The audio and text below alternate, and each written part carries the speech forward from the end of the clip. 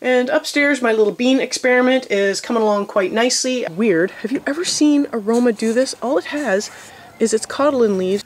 So the dill did self-seed. I'm just going to leave a lot of the dill alone.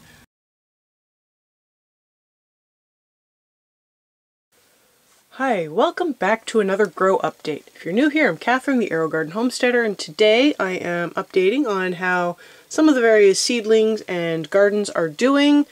So I did have quite a number of things come up in the last week, so that's quite nice. I do have some things that, so these watermelons they've just barely started peeking through. I don't know if you can see that one there. So I think watermelon must be a little bit slower, but some of the other ones are looking pretty good. I don't have any sweet meat yet that came up, or any of the butternut. Oh, I might have had one butternut come up in the other tray, but the ground cherries, I do suspect those seeds were no good, and so far nothing has come up, so I'm kind of not surprised. I am a little surprised that the habanero has not come up yet. I felt that those would have come up by now. Those were new seeds. They should have come up, so I might have to dig down. Well, there is a seed in there. Oh, maybe it actually is starting to sprout. There's a little tail on it, so I will leave it alone and give it a little bit more time to do its thing. So hopefully I didn't disturb that too much. So maybe I'll definitely get one. Who knows what'll happen to the other one, but that is how these ones are doing. I will probably wait probably a couple more days, and then I will move them up to the rack so that they can be outside. This is the time to move them outside, and they will be acclimated. Like, they can start the acclimation process. Because the seedlings are still so small, they're normally fine to put out right away, just as long as you're maintaining the temperature that they need to grow in. But once they start getting more true leaves, you have to be a lot more careful when you put them out that you don't have the sun burn them.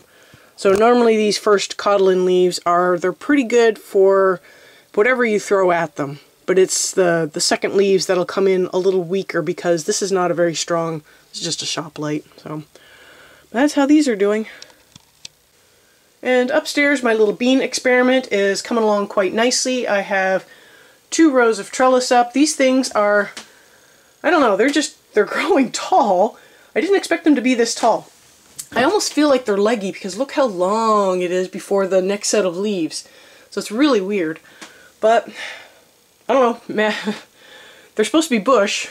Right now they're looking a lot more like pole.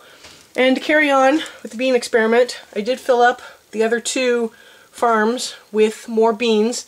They're all different varieties, so I can at least figure out which variety I prefer. For now, I think all of the ones in this one have come up, or are starting to come up, and in that one I've got 3 that are questionable. I will need to check on them at some point and make sure that the beans haven't rotted out, and I can always replace them. And in the little back to the roots system, we have a cherry tomato growing. It is doing quite nice. So it's going to be the only plant in here, and I think this cherry tomato, it doesn't get too big. It was the ones that I had growing in the farm last year with the bell peppers. So it will get to a decent size, but I think this unit will be good enough for it, and we can kind of keep it contained by pruning it down. But yeah, no, it's looking really good. This is how all of the outdoor seedlings are doing. My onions are actually doing really well. The fennel is doing pretty good as well, so I'm hoping I can kind of put some of these in the ground soon.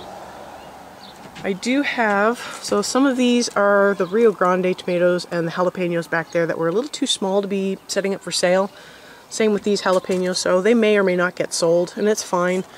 And then over here I do have my yellow slicer. I do have one big one, and then I've got a couple of little ones. I've got some beefsteak, so they're coming along nicely, although one was big and then 2 small ones. I got these aromas that were just too small or weird. Have you ever seen aroma do this? All it has is its codlin leaves, and it has not put out another set of leaves. And the codlin leaves are just getting bigger and bigger. It's really weird. It hasn't branched off. Mostly just keeping it to see what will happen to it, but yeah, we'll see. And then I'm not sure this Roma will actually make it, so you know, it is what it is. I do still have a fair number of, so these are Rio Grande that are for sale. These are Romas for sale.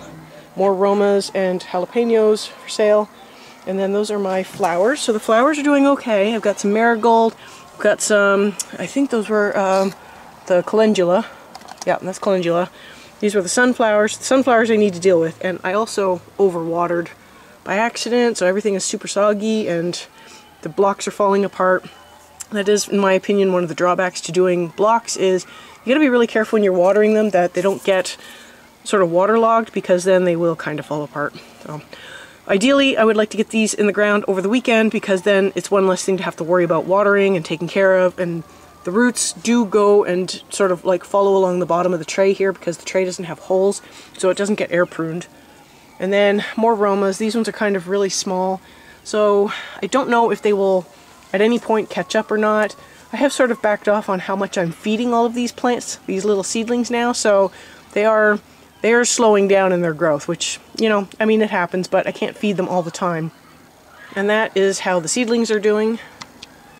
And finally, so I don't know if you noticed, but there were a few things missing on the rack up there, and I took the micro mesh off. So this row here is my garlic, and it's looking really good. Some of these have like nice stems. Some of them, so now I should be able to show you a lot better. But see, this one's got 3, so it definitely divided last year, and it's now coming up again because I didn't dig any of these up and try to replant them. And these are some of the seedlings that I planted in January when the soil was still workable, and some of them are coming up. And then over there, that is, I don't know if you can see it, it's dill. So the dill did self-seed. I'm just going to leave a lot of the dill alone. And I put my peas in the ground. So I planted 2 different kinds of peas. Now I have plans for this bed. I am planning on putting corn in this bed.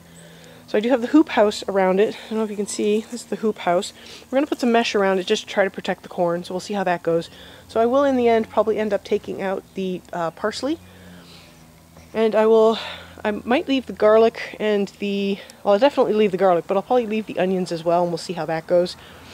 And then over here, I switched up how the mesh was laying on the garden.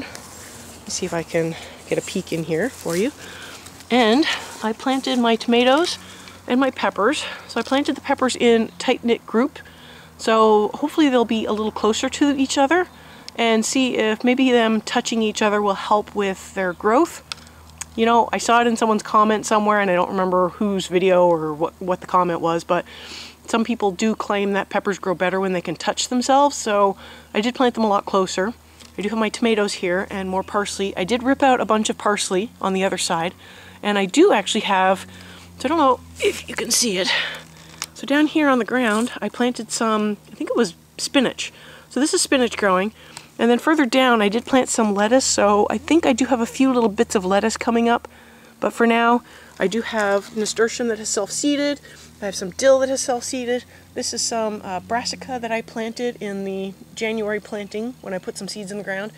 And I do have some more brassicas on the other end of this bed, way down at the other end, that are also kind of growing as well. And these are the leeks. They have multiplied like crazy. So I should actually come through here and pull out some of these bigger ones. I don't know if you can see this one here. So I've pulled out some of those and used those.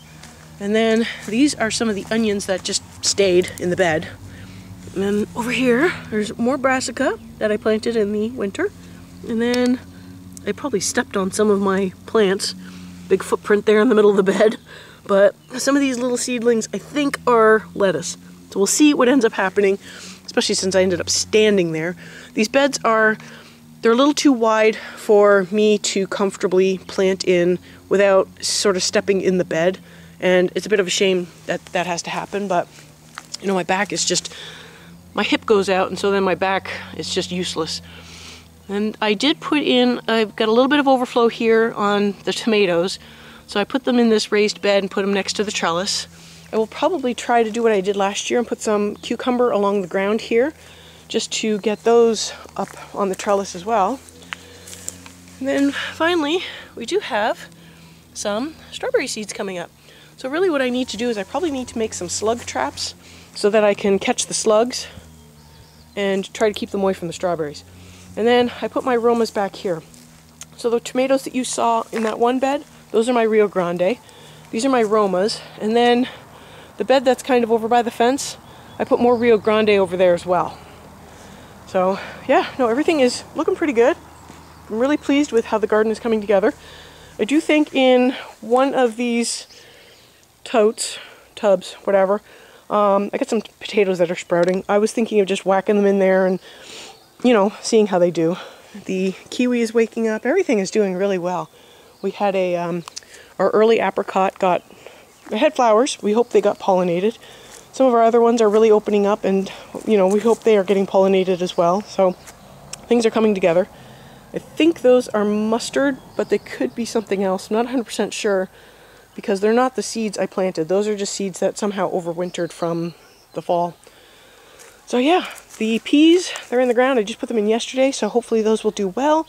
I also put the tomatoes and peppers in. I may have put the peppers in a little early. There is going to be a cold spell in probably about 5 days from now, and the temperatures are going to dip, so I might have to pull out a little like garden blanket to put on them just to help protect them overnight for those 2 nights. But we'll see how the temperature develops at that point, and you know, I'll just have to play it by ear.